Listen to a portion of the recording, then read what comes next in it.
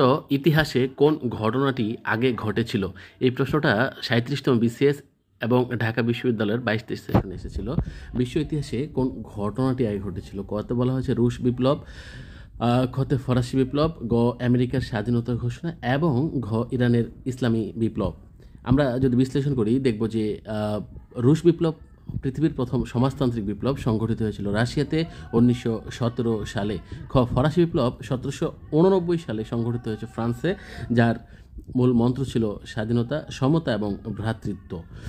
আমেরিকার স্বাধীনতা ঘোষণা করা হয়েছিল ১৭৭৬ সালের ৪ জুলাই।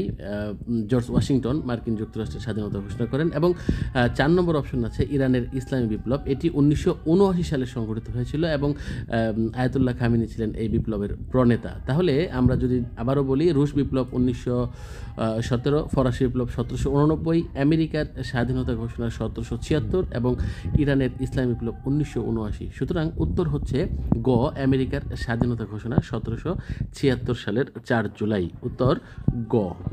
ধন্যবাদ।